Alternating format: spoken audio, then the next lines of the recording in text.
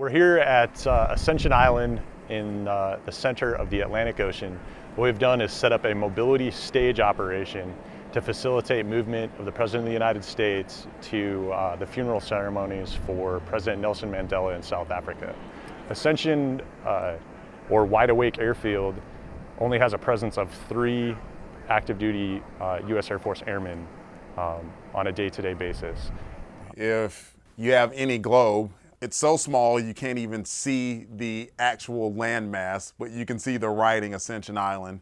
So take South Atlantic Ocean, equator, just south of it, about equidistance between South America and Africa.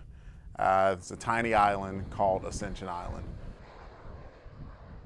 So for us to move into this location, bring in 6 KC-10s, and then stand up a stage for the movement of C-17s to get the flow of presidential support equipment in South Africa, it's quite a feat. And it all happened within approximately 48 hours from the time that first alerts went out to the time that the first aircraft were moving through with equipment, personnel, and tankers being on station.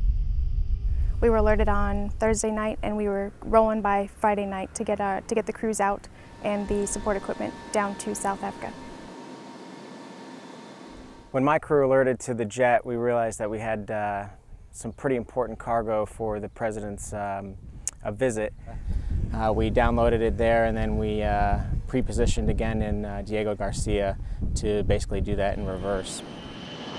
Just by the fact that we're able to spin up our crews, our aircraft, and be able to get these aircraft moving through here in such a short notice, it just speaks highly of Air Mobility Command. The unique capabilities that we bring is the ability to open or increase the throughput of a base within 12 hours of notification, and then however long it takes us to get delivered to that point. This being a bare base, the support structure is not necessarily there. They're not used to seeing a mass movement. So what these airmen did was they got here, then they started working right away before they even got to go to their room and get their first rest. So from the time they left their home station, the time they got here, started the operations, and then finally went to bed, they did a tremendous job. When things fall down to us in such a short notice, there's always going to be some snags, but the crews were able to overcome the obstacles that we faced to get the cargo where it needed to be before the President's visit.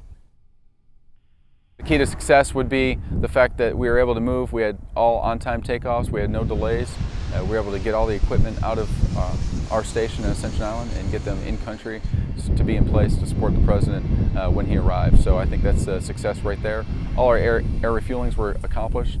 The fuel was passed appropriately, and the NAOC was supported, and with no missed ARCTs or air refueling control times.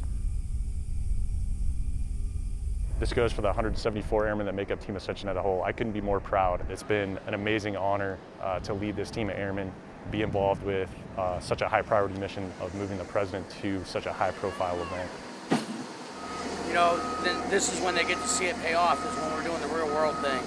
Until that, it's all just a dream, but once this happens, it now becomes reality. We get to see a bigger picture than a lot of other career fields get to, because we're definitely a big team. I mean, it does bring a lot of joy or pride and everything when you know that kind of stuff. So when it comes up the next time, another challenge, another opportunity comes up where the Air Force is called on to be in place in short notice, you know the airmen have that sense of confidence that they can go out there and pretty much do anything.